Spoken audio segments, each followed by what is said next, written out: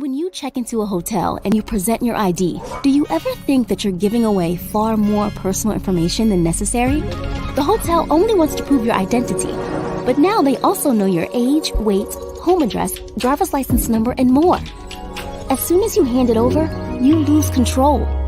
We're often asked to give away too much of our private data. Once it's out of your hands, that information can become susceptible to hacking, the sale of your personal data, or a barrage of unwanted ads. But what if there was an option to verify your personal information without giving away unnecessary, critical, private details? Verifiable Credentials, a pillar of Web 5, solves this. There are digital certificates of claims that are easily shared in a private and secure way. They can prove your legal name, age, ownership of an asset, or anything really. Verifiable credentials limit the amount of data you share to only what's required, and they can't be tampered with or faked. Let's reimagine how identification could work. With Web 5, the government issues a verifiable credential that proves your identity and lives in what we call an identity wallet. So now when you check into the hotel, you present the front desk with a verifiable credential and share only what the hotel needs. This establishes that you are who you say you are, without giving away more personal information than you'd like. Verifiable credentials make proving claims easier, more private, and more secure.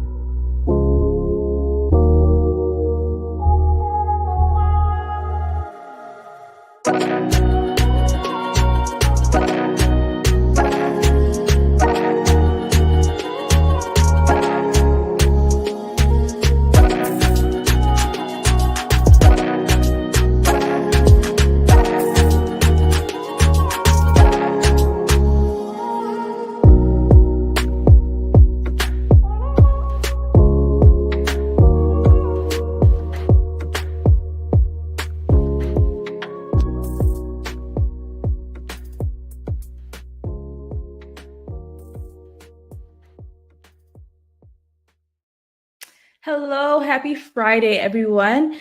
If this is your first time tuning in, this is tbdtv. This is a weekly live stream where we chat with self-sovereign identity experts to learn more about the ecosystem. Again, if this is your first time tuning in, I'm just going to show you a quick highlight reel of what to expect during our live streams. So going to play that right now.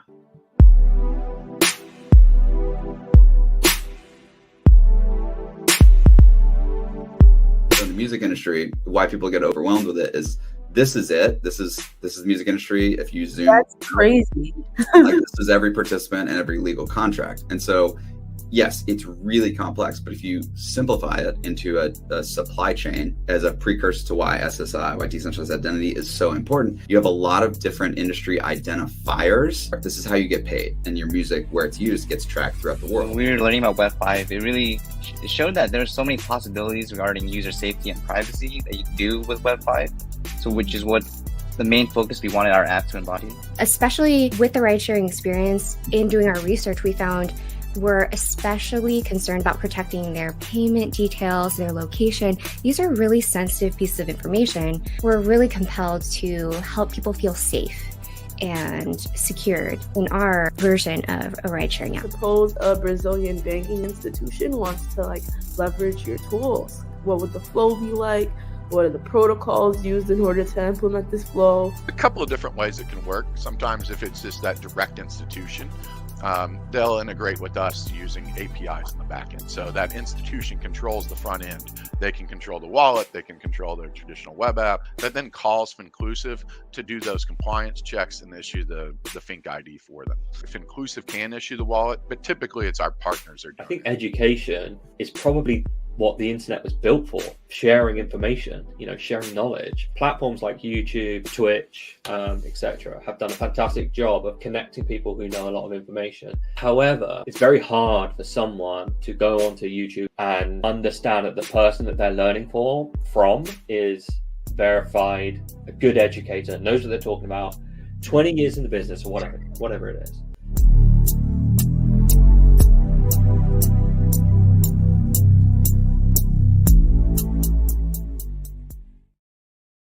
All right, as y'all saw, that's how the live streams usually go. This particular live stream is going to be on this topic. Imagine your volunteer work and skills and achievements were digitally verified and recognized. Today, we're going to learn from DIDx about how they built Yoma, which is a digital marketplace verifying 300,000 youth worldwide. I did see Gideon in the background saying that the preview's frozen for him. So I'm gonna delay a little bit. Gideon, if you want to leave and then come back and join to see if that works for you. But in the meantime, I'll say hi to folks in the chat. We did ask a question earlier on if you could teach a class on any topic, what would it be? Tanya said she would teach a class on Godzilla. I would love to know why. I know nothing about Godzilla. And Sus said, if I had to teach a class on any topic, it would be a mix of social studies and history of computing. I think that would be interesting to explore how technology has affected culture over time. That's actually a really cool idea. All right, let's see if we're able to bring Sam and Gideon on stage. All right, looks like you can see us, right, Gideon? Awesome. Yeah, gotcha. All right, y'all. Welcome to the live stream. I'm super excited to have you all. Before I have you like introduce yourselves or anything like that, I normally ask like a really random question. And my random question is, so finances have changed over the years. Are you someone that still carries cash? Have you gone card only, or are you like, I do digital mobile payments on my phone? Only that I don't even know what coins and cash are anymore. That's for you and Gideon. I mean, Sam and Gideon. Yeah. Gideon, you can go first. I always have a little bit of cash, but I hardly ever use it. Yeah, it's getting more and more stale in my wallet as the days go by. But yeah, certainly, primarily I use digital payments from from some kind of digital card on my phone. What about you, Sam? Yeah, I agree. Same for me. It's good. Cash is king, but I think most of the times it's so much easier and convenient to pay with card. So, yeah. All right, we're all. I wanted to know, like, I'm like, is anyone old school here? But none of us are. We all do that. I don't like seeing coins. As soon as I get a coin, I just give it to my husband. I'm like, here, you can take it. Okay, so let's join in. Oh, actually, I wanted to say one note to the audience. Normally we have a quiz midway during the live stream, and sometimes the quizzes could be a little difficult, so I took the opportunity to give you all a little bit of hints. So you see that QR code on the side, you could scan it and look for hints or pay attention to the hints throughout the live stream. And then after that, for the quiz, you'll be ready and prepared. And for our agenda, we're going to go through intros. We're going to talk about DIDx. We're going to talk about what Yoma is, and we'll do a little Q&A. So to start, y'all, Sam, you're a product manager at DIDx, and Gideon, you're a COO, you're a chief operating officer. Tell us what's like the most interesting part of your day-to-day work at DIDx. Go for it, Sam. The most interesting part for me is definitely talking to like the other people that we work with, like at the company. I think everyone's always got something so interesting to say, and like engaging in conversation with them is super interesting. That would be the first point. And then the second point is definitely like the technology that we're working on. Like I always find it so exciting to be really pushing the boundaries of what technology can do and staying like super in the cutting edge of it all. So yeah, I think that those are the most exciting aspects for me for sure. Awesome. What about you, Gideon? Yeah, I think very, very similarly for me. I like people. I really like working with people, and DIDx is a great group of people working on interesting problems to solve. Yeah, my background is in kind of entertainment and the creative industries, and it's wonderful to be in a kind of a technological context where there's so much creativity in a group of people towards problem solving. So yeah, the people and the problems we tackle within a very specific context in South Africa and Africa as a whole. I love that, and I can relate to both of you all. I love working with people, but also like cutting edge technology, emerging technology, and seeing how we can push the boundaries. So I love that, y'all. All right, so I'm actually curious too, like from looking at your LinkedIn's, you've both been like in the self-sovereign identity space for a few years. What really like inspired you to join into this industry? Like, what was your aha moment that solidified your belief in the potential of SSI? Yeah, I think from my side, I've had a couple of aha moments over the years. As mentioned, I don't have a background specifically in technology, so it kind of gave me the privilege to really look at things with fresh eyes, you know. And for me, one of the big aha moments, particularly with self-sovereign identity, was that I realized one day my bank phoned me, and the next day my insurance phoned me, and then the day after that my car insurance phoned me, and then my healthcare phoned me, and I realized like all of these parties have copies of my identity, right? Because they need that in some or other way, shape, or form to give me the services that they offer, and that's understandable. But the way in which it was being done, and still is to a large degree done, requires them each to store a copy of my identity. And with every copy of my identity becomes more and more vulnerable. They have to hold on to a lot of information from my side, so it makes them vulnerable. And then all of these copies of my identity, if it's a proof of address, some of those things are way out of date. You know, my bank still thinks I live where I lived a decade ago, and I've moved a couple of times since. And the light bulb with self-sovereign identity is if we take this whole thing and we turn it on its head, and I own that and I provide it to you, and you can view it with my permission. That means I'm incentivized to keep all of that up to date, you know, because I manage my own identity. So it was a very kind of practical, simple way of going about the light bulb moment, I suppose. That makes a lot of sense. That sounds very similar to a guest I had on last week. He talked about how he immigrated to different countries and he wanted a way to be able to keep up with all that. What about you, Sam? Yeah, I think one of the big sort of turning points in like my my drive and career, if you will, was watching like the movie The Social Dilemma back in 2019, 2020, about like big tech and how they hold your data and stuff like that.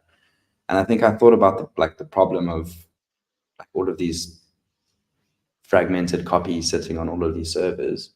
And I was like, surely, like on a logical level, it makes sense for you to have one copy of your identity and to be able to share that. And I kind of thought of that like on a sort of, you know, without blockchain or, you know, decentralized identity or anything, but kind of just on a yeah, if you had to take it as pen and paper example, like literally just holding your identity on a piece of pen and paper and showing it to someone. And then, yeah, I sort of gradually got into the blockchain space, and a while, probably 2 or 3 years ago, sort of clicked for me that like a website can read the contents of a wallet. And obviously like sharing things from wallets it provided like a secure and encrypted way of doing it. So yeah, I think that sort of clicked for me that there was this technology that enabled this philosophy or process, and I kind of put 2 and 2 together. And then, yeah, funnily enough, I actually met Luan, the CEO of DIDx, in the TBD Discord. Yeah, a few Wait, you years ago. met in the TBD Discord? No Yeah, way. yeah. That's great. That's a cool story, and yeah, so sort of since then been learning more and more about it, and yeah, super passionate about the concept of owning your data and identity. Nice. I love that. I love that TBD brought y'all together. And I did watch Yeah. the Social Dilemma documentary, and it was kind of creepy that like how like much data they were taking from us. Yeah. Could this is going to be more directed towards Gideon, I guess. Could you explain, since you're like the chief operating officer, could you explain a little bit more about like what exactly DIDx is and what made you want to lead DIDx alongside Lohan? Yeah, absolutely. So DIDx was founded in 2019 by Luan Spies. He's quite a well-known figure in the decentralized identity world. He says hi. I think he's dialed in as well, listening in. But it was founded in 2019. And DIDx, in short, the way we think about it is digital identity exchange, whereby the X is an exchange, and obviously pertaining to certain contexts, you can make that more granular and say decentralized identity exchange. But on a fundamental level, the company exists to develop identity technology which enables other parties, whether those be individuals or businesses, to manage and hold their own identities. But then to look further than that, and this is kind of where we are now, is to see, okay, well, an identity is in and of itself can be quite a static thing, right? We require our identities, specifically digital identities, to unlock certain services, right? If I think about driving a car, I don't have a car license just to have the credential. I want that to give me a right to be able to drive a car, right? The same can be said for all of these different facets of our identity. So DIDx, in its kind of initial phase, focused on enabling technology, the building blocks of self-sovereign identity, to provide those in a very accessible manner, to abstract away all of the complexity that comes with this exciting new technology that is self-sovereign identity. So we want to make it easy for people to use this technology to get into this world of digital and decentralized identity with as low a barrier as possible. And then if I gaze out onto the horizon and see where we're going with this, is that we say DIDx phase 1 is about enablement. Phase 2 is really to look at the kind of an end-to-end interaction of what a digital transaction can look like and how we can underpin that with this verifiable identity. Once you've established your identity, typically what we do in a digital realm is we have some kind of transaction, right? And every single one of those transactions needs some verifiability. We want the peace of mind of our own security of verifiable identity, as do the parties providing services to us, right? So once we're enabled and we've created a digital identity for myself, for a company, for a group of people, what do those different interactions look like? So everything from marketplaces through to payments. And we're very passionate about this idea of building out the capabilities of a decentralized marketplace enabled by verifiable payments as well. So there's a lot of synergy and a lot of kind of work going on behind the screens with TBD as well, around tbdevs and so on. So there's so to bring it back to DIDx, simply put, digital identity exchange in its initial kind of the genesis of it was enabling technology. And now we're really looking towards what is the granular level of verifiable identity in various different interactions and transactions. Yeah, that makes a lot of sense. And I didn't think about, since I'm at TBD, I'm mostly thinking about like, oh, verifying your data or your identity for financial transactions. But it's really interesting to think about it for all of these other situations where it's like, yeah, I'll need to verify that I am who I say I am, for different things, like not just financial. Maybe I want to, like what we're going to show today is like, maybe I want to prove that I have like certain skills or achievements or something like that. So that's awesome. All right. So tell us, y'all, like DIDx, you part of some of the projects you did is you built a platform called Yoma, which I think stands for Youth Marketplace. And can you tell us a little bit about like what Yoma is? Maybe that's Sam, maybe that's Gideon. I don't know. Sam, I'll throw that one over to you. Cool. Yoma is a youth marketplace, as you said. And I think it's it's evolved out of a sort of, it evolved out of an ethical, human, design-centered process with young people in Africa, and essentially underpinning two problems that sort of came out of the workshop, or yeah. And these two issues were that there was like a lot of opportunity from like opportunity providers, but it was like fragmented. So like, for example, Grow with Google may have some opportunity, and that's on one system, and there might be another sort of opportunity provider on a different system. And I think the young people had a difficult time creating like all these different profiles on all of these different accounts. And then the record of them having completed this like sort of somewhat got lost. And so the solution which evolved out of this was to create like a decentralized identity to interlink them all. I think I may have jumped to the full explanation, but I think Yoma in general is an aggregator of all of this opportunity, and then provides like an underlying decentralized identity to interlink them. So letting, you know, on various applications, you can log in with Yoma, and that's like sort of providing you with one identity to navigate this whole like ecosystem of different applications. And then, but yeah, in short, Yoma is your world of opportunity. So it really is an aggregation of a whole lot of opportunity, the bringing together of various partners, and essentially creating like an ecosystem of synergy where, you know, everyone's working with one another, and essentially aiming to create opportunity for youth and to make it more accessible. Yeah, that makes a lot of sense. And like, I'm curious, right? Like you mentioned opportunities for youth in Africa, but what, like, any concrete examples of the different types of opportunities that Yoma is maybe providing or helping to verify? Yeah, sure. So there's different types of opportunities. There's like learning opportunities, and then there's also like sort of impact tasks, and there's events also. But the primary ones are like micro tasks or impact tasks, which are sort of evolving as we speak.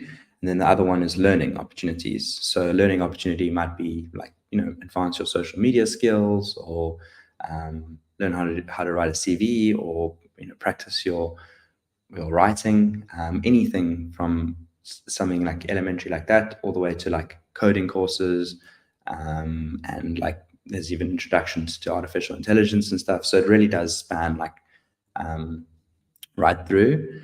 And then there's like a second aspect to it, or second side of the opportunities, which are like impact tasks, which like becoming more and more like micro gigs. And this is very much like the community working together for like the betterment of things like climate and stuff like that. So, you know, for example, you could have like an impact task or a community gathering where everyone gets together and cleans the beach, which is really cool. So yeah, these types of opportunities are quite various on Yoma. Okay, that's cool. It's basically like, if you volunteer, like you just said, like for like a climate issue or something like that, or you like just learned how to like write Python code, you would have that all, like that proof all in one place. That's pretty cool. I'm curious, I think you kind of mentioned it a little bit, but like, what specific problem or gap in the marketplace, either of you want to address this, was Yoma designed to address? Like, are young people, you kind of said it a little bit, but I want to expand more. Like, were young people in Africa struggling to have proof that they accomplished these things? Like, who was asking them for proof? Yeah, I think it was the fact that there was opportunity, there was some opportunity, but it was quite fragmented. So I think that was like one of the bigger problems. If you had to break it down into like two core problems, I would say that it was like the opportunity is quite fragmented and that there wasn't enough opportunity. And I think like the decentralized identity and the aggregation of all the opportunity sort of solves that whole fragmentation problem, because instead of having obviously like, one account on one platform where you've done like one course and another platform where you've done another course, you're kind of bringing that all together. So yeah, I think to answer your question of what core problem it's solving, I would pin it as fragmentation of opportunity. You know what? Yeah, I think. Go ahead.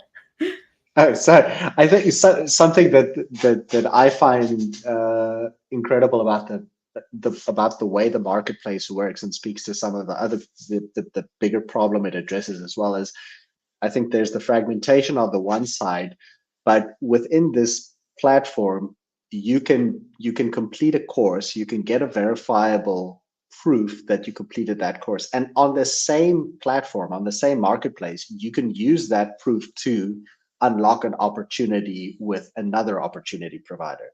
Say there's another opportunity that requires some verifiable proof that you completed X, Y, and Z, a Python course, for example. You can use that same identity, that same credential in the same marketplace to unlock that, right? Yeah.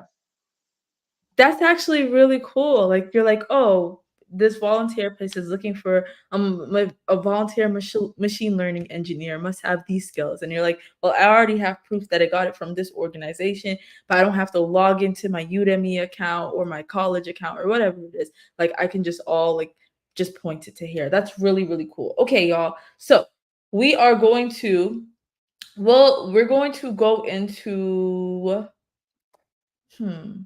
Okay, I'll ask 2 more questions before we go into the quiz. I wanted to jump into the quiz, but I'm like, let's ask a few more questions. I'm actually curious, why did you all choose to start the offering? Or it seems like it's mostly targeted to like the continent of Africa. I know you all said worldwide, so it does seem like it goes to other places too.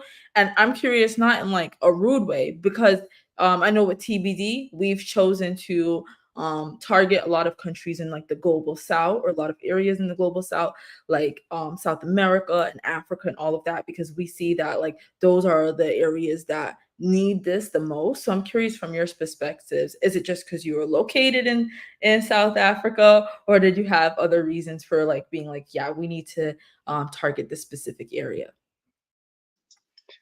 Yeah, I think that's primarily where the Human Design Centered workshop was initially held. So I think it was to address that sort of group of youth.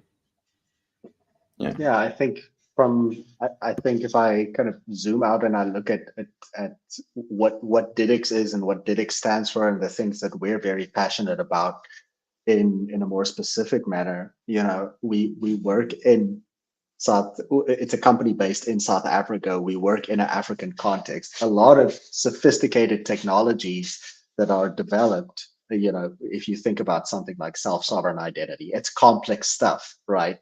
So we don't want to be in a position where we develop this technology, but it can't be used by the people immediately around us, because there's a huge gap in technological development in South Africa and Africa as a whole.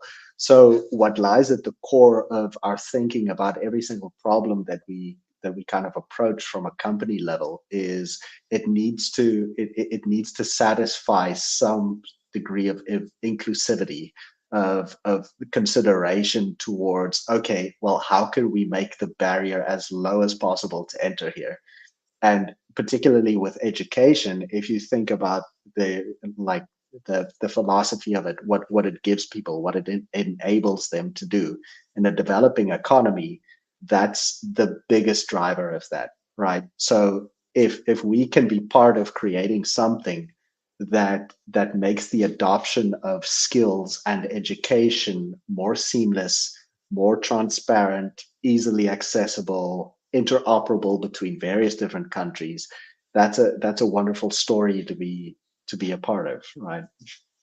Yeah, I really love that you said that, interoperable between countries and lowering that barrier. I love that. And I also wanted to highlight, before we go into the quiz, that you mentioned that you all are going to host is it the first African identity workshop? Can you IIW? Feel free to expand on that. And I will post the link in the chat for people if they wanted to check it out. Yeah, thanks, Roselle. Yeah, so DIDx has been selected to host or co-host the first ever African Internet Identity Workshop inspired unconference. It's going to take place on the 25th and 26th of September in Cape Town at the UCT School of Design Thinking, which is also where the Yoba project kind of partially originated, right? So there's a beautiful synergy and story there. And I'm very happy to announce that we're also in discussions with TBD to come on board as a sponsor. So we'll look forward to having you guys here. Yeah, so we're super excited about it. Please check out the website for registration. There's still some great sponsorship opportunities available. It's going to be a 2-day unconference, and we're going to focus on digital identity, decentralized identity, and with the view to kind of shed a light on where that is in the South African and African context, but with a kind of the backdrop of a big international perspective brought in by the IIW as well. So it's a melting pot or a hub of creative thinking around this project and topic that we're all very passionate about. So yeah, it's called Did Unconf Africa. Awesome. I can't wait to see what comes out of that, y'all. I posted the link, but just again to repeat, it's didunconf.africa. Okay. So now we're gonna go into the quiz. Sam in the background, get your demo ready because that's gonna be right after. All right, y'all. Feel free to answer the quiz questions in the comments.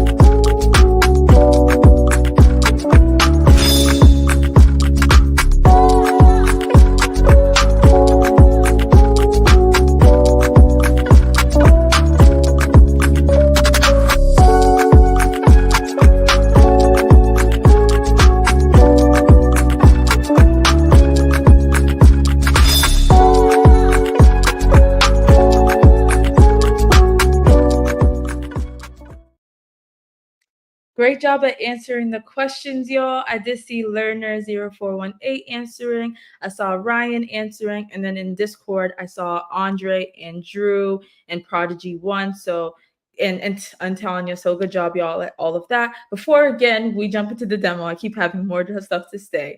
I just want to let y'all, I'll change the background so you can see. Know about the tbdevs hackathon that's going on right now. This is particularly geared towards residents of Africa because finalists will be able to attend the African Bitcoin conference for free. So you'll get your flight covered, your room and board, and the conference as well. In addition to that, if you win first, second, or third place, you get Bitcoin in USD. So I think it's like 15,000 Bitcoin, 10,000. I hope I have these numbers right, but double check on the website, and you can do that by scanning the QR code at any time during this live stream. Okay, now we're going to go into the demo, Sam. I know I took a long time to get there, but let's jump into the demo. Feel free to switch your screen over so I can add it to the stage. Here we go. And you might want to zoom in like 2 more times. Awesome. Thank you. Cool. So this is Yoma. As you can see up here, you've got your profile, some language, some options, and straight away it says there your world of opportunities. Obviously, you got the mission here, which is to grow, and you can see the little verified tag there, impact and thrive. And we've used this concept of a passport because obviously you can take this verifiable decentralized identity and navigate through this ecosystem of applications, which I'm going to show you now. So here you've got all connected through one profile. And And then obviously there's Lotto rewards as well, which is a marketplace, which I'll show you in a second. But before that, I'm just going to jump straight in. So this is the opportunities overview. Here you can see some of the opportunities. These ones from DIDx are featured. It's an awesome opportunity that's happening in South Africa at the moment, where South African youth are helping with water quality monitoring.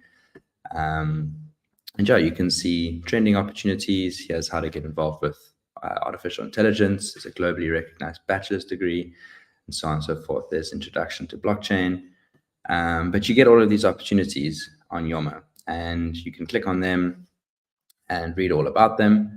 And if you decide that you can navigate to the external link. So for example, on a Tingy, I'll show you here, I can proceed to a Tingy.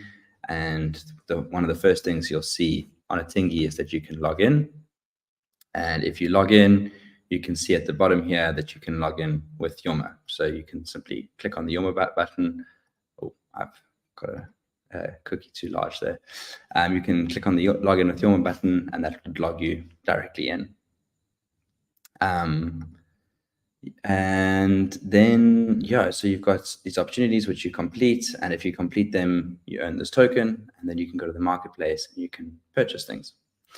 But what I want to show you all today is our staging environment. And this environment is the testing environment. And what we've got here is the admin page. So there's an admin role, which I've been assigned. And here you can see our SSI schemas. So for those of you who don't know what an SSI schema is, it's essentially like the data structure that makes up a verifiable credential. And we can add them. And this is connected to a product that DIDx or DIDx developed called the Cloud. And that has to do with the issuing and the verifying of credentials. So we've got two schemas written here. I'm not going to mess with these because they're connected to the ledger. But essentially we've got one for the UID and one for opportunities. So then what I can do as a opportunity provider is I can come along and I can create an opportunity. And what you'll see in the creation of the opportunity process is this is just a test one. Let me go to another one. What you'll see in the opportunity creation process is that it's all deleted. Is that, let me try this one. Okay, so I'll just do this from the beginning. What you'll see in the opportunity creation process is you fill out a whole lot of data, and then you get to this verification process where you can select what type of verification you want. So you can either ask for like a file upload or location, or a PIN or a voice note, so that like someone who's claiming to have done the opportunity can verify it. So they can upload a file or they can send their location or a picture. And then you can choose to attach a credential, and you'll see that this is a schema that's pulled through directly from the opportunities page. From the schemas page. So essentially, it's this process of creating these opportunities, and then underneath these opportunities are these verification methods and schemas. And then there's one cool thing that I want to show. I'm going to have to do it in the Yoma test environment here, because we've got maybe the Tingy test environment. I created one in here today, is that we can create these magic links, which really help with the issuing of credentials. So I can create a link for an opportunity. So for example, if I wanted to paint you a picture of you organize the beach cleanup, right? And you created this opportunity on Yoma called the beach cleanup, and now you wanted to issue these credentials. So instead of making the people go and find the opportunity online and submitting their photos to prove that they did it, you go and choose your opportunity. You call the link, test. I'm just going to give it some test data here. Next, and I'm going to say that it's going to expire later in August. and it can only be used 10 times because there were 10 people on the beach, and you can publish this. And then what someone else can do is, anyone can do this actually, is they can scan this QR code, and that will issue them a credential into their wallet. I can't demo right now, but I can show you the equivalent of scanning the QR code, which is the link. And if I had to put that link into my browser, oh wait, sorry, that was the wrong one. This one. If I had to put that link into my browser, it would then, oh God. That's okay. The demo gods are not with us today. That's how I feel like that's how demos are sometimes. It's like, yeah, when I'm on camera, you don't want to work. Okay. But I think So that was, yeah, I think that's a lock link. Sorry. Oh, okay. Oh wait, I can actually give me a second. Just need to approve it quickly. Approve it. So the admins need to approve a link just to make sure that there's nothing miscellaneous about the data. Yeah. So let me just go back here. So now this is a active link. Where did I do that under? UML links.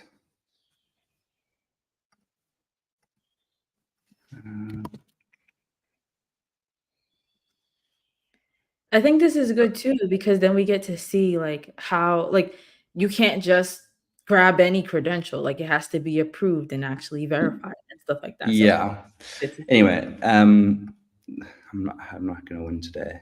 That's okay. But yeah, and demo gods on your favor, that link would, if you scan that QR code, it would automatically issue a credential to the your wallet. To your wallet, yeah. So it's a way to essentially enable for like a quicker way of issuing these credentials, because traditionally it's like quite a slow process. But you can either upload like a photo to prove that you were there, or a location or something like that, or you can scan a QR code which really shows that you were there. So yeah, that's a cool piece of functionality that I wanted to demo today. Let me just see if I can do this quickly this way, actually. Active. Here we go. Let's see if this works.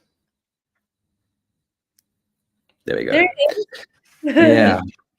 So congratulations, and then you receive that on your YOMA identity or your ID.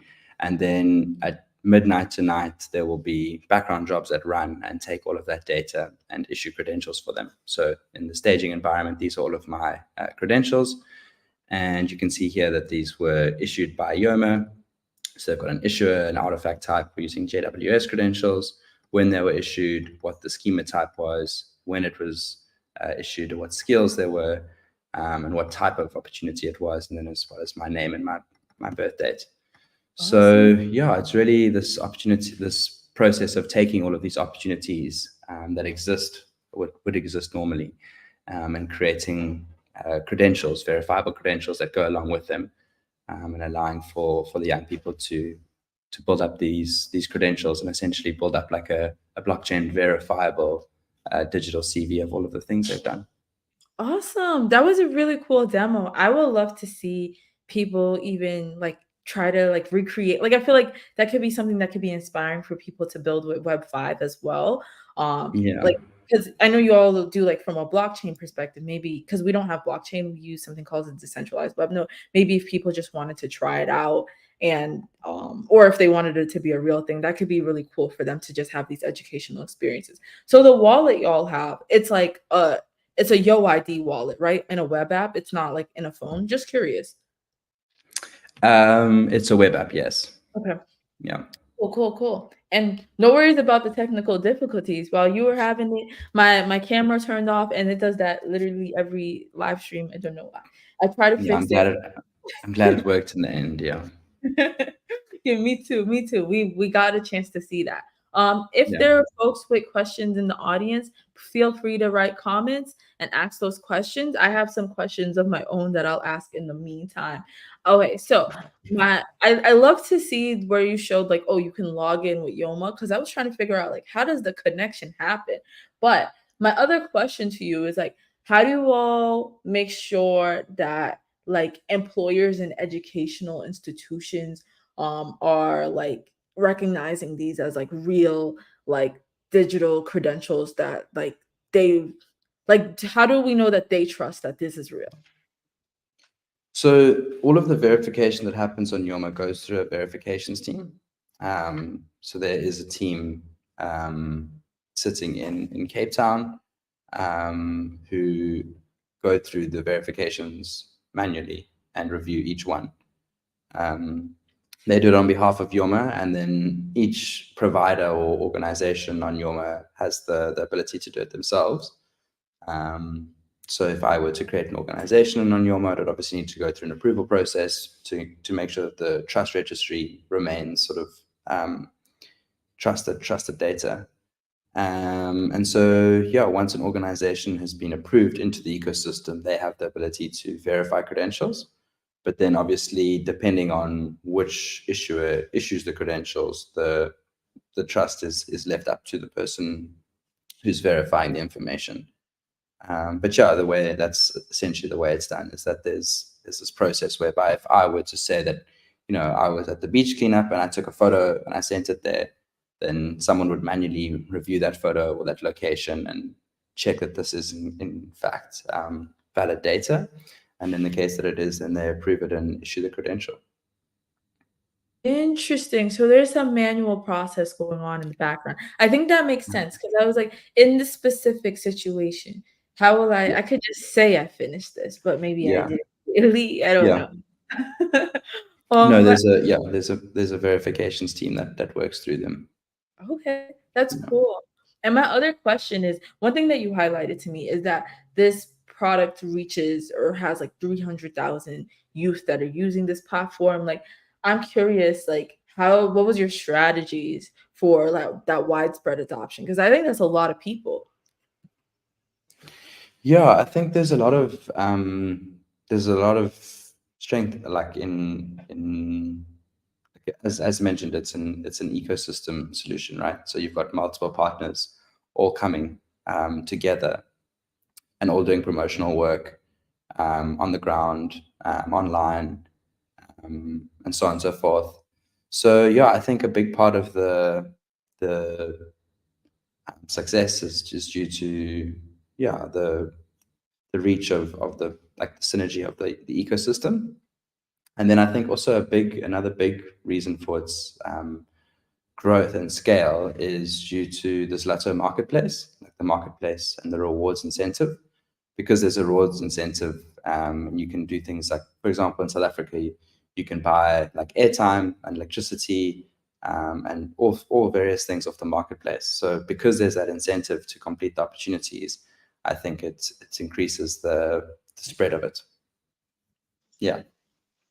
Yeah, I think if I can kind of like from I suppose from a participant perspective, the DIDx's initial focus was really the enablement of like technological enablement, right? How can we get these opportunity providers, these different stakeholders to leverage this technology? And what's amazing is now this technology is in there. It's functional. The next phase of it is the expansion of this ecosystem. And what's amazing about it having this amount of youth using it, on the one hand, you have the end user. You have these 300,000 people using it, and they're incentivized through the marketplace and so on. On the other hand, you have the stakeholders, the opportunity providers that are coming into this thing. And what's amazing about an open ecosystem in a kind of a decentralized world is this idea of the network effect.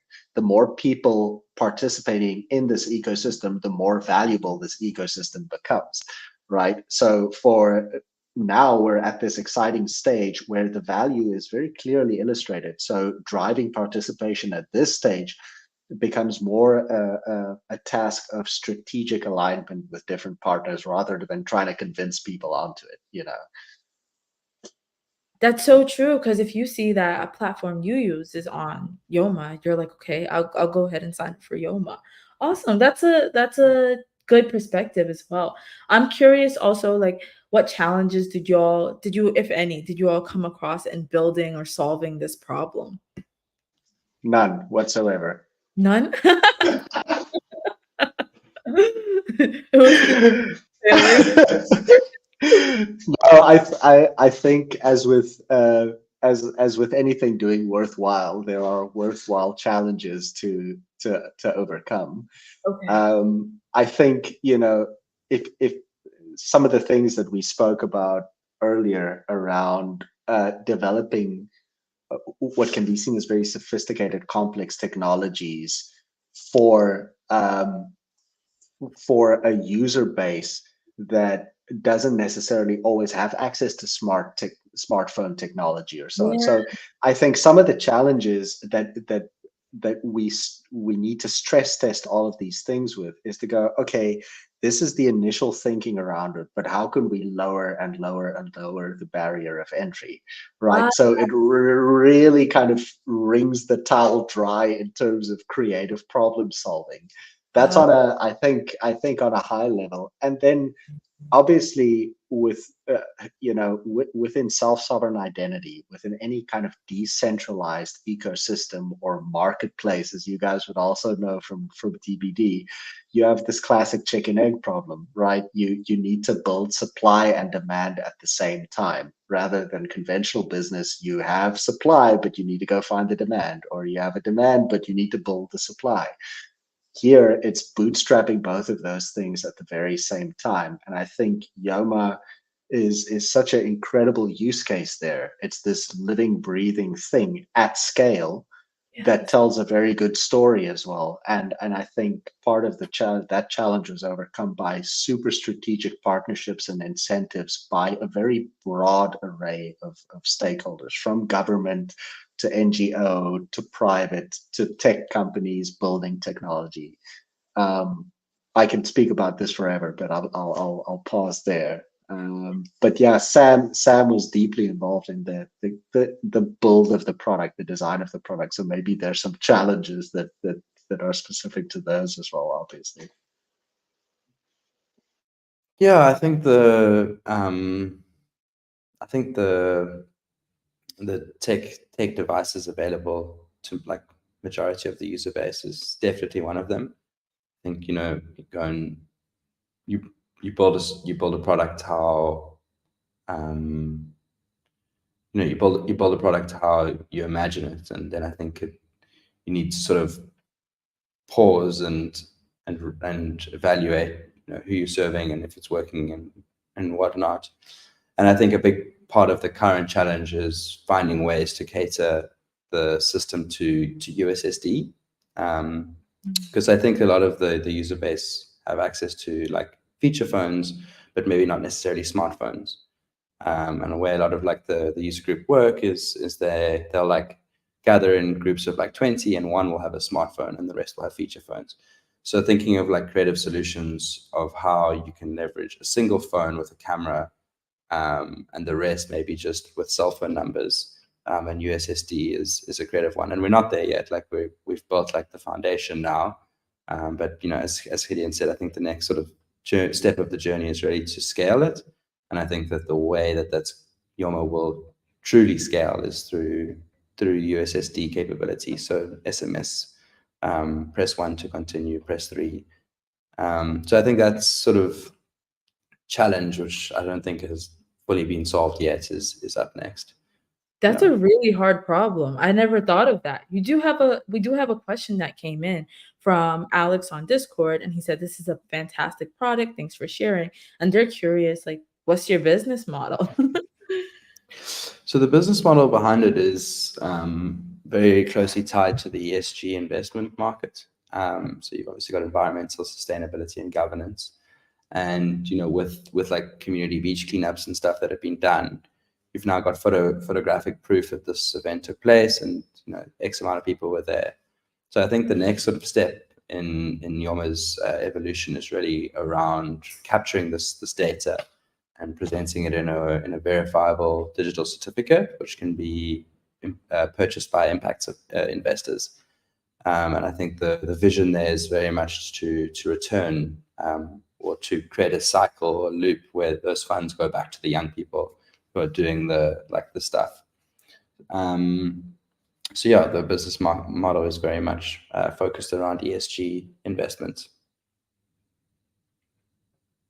That was good to know, and like bringing it back to the young people as well. All right, so we're now at the 55-minute mark, so we're going to switch into a little game that we like to play.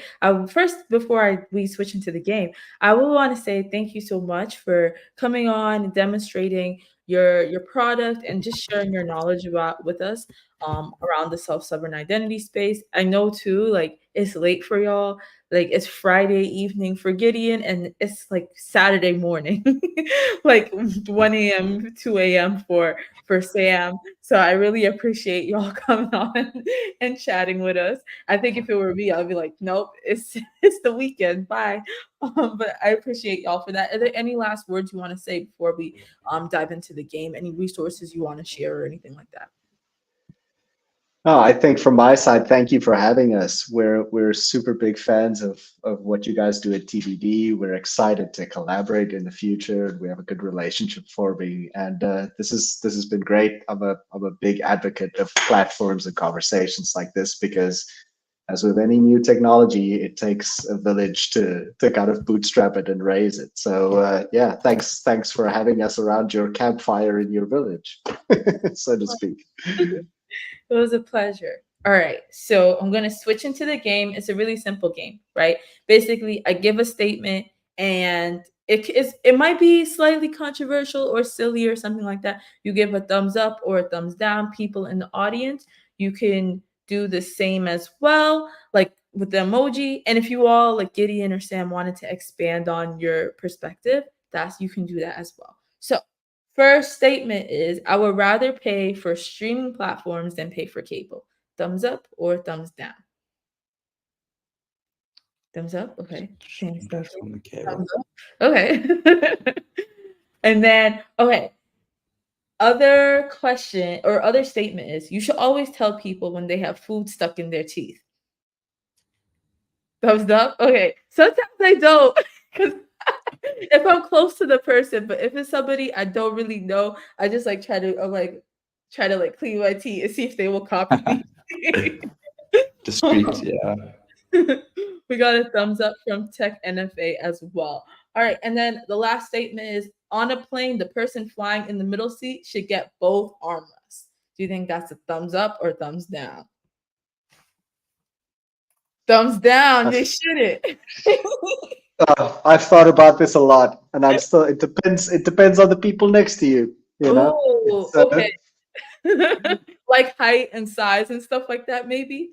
Okay, yeah. I'm a little selfish. Oh, everybody's saying thumbs down. Okay, I'm a little selfish, y'all. At first, I used to be all squished on planes, but now I'm like, if I'm in the middle, I like kind of move their elbow a little bit. I'm like, I could be here for a while. So Angie said thumbs up. I hope that was to the middle seat. I don't know. All right, y'all. Thank you so much again for coming on to the live stream. I want to invite you all back next week, Friday at 12 p.m. Eastern time. This is a live stream that had gotten postponed before, and it's about the dark side of sports analytics. So basically using verifiable credentials to protect athlete data.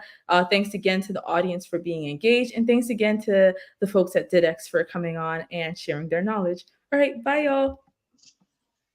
Thank you. We announced it. tbdevs 1.0 SDK is now out. tbdevs is an open protocol that makes moving value around the world much more efficient and streamlined. We're solving this problem with tbdevs by building a standard open source protocol that anyone can use for free and plug into. We're super excited to have developers be able to start looking at this technology and start implementing it. We've put together a new financial protocol that we believe can fundamentally revolutionize the way that we think about transmitting value around the world.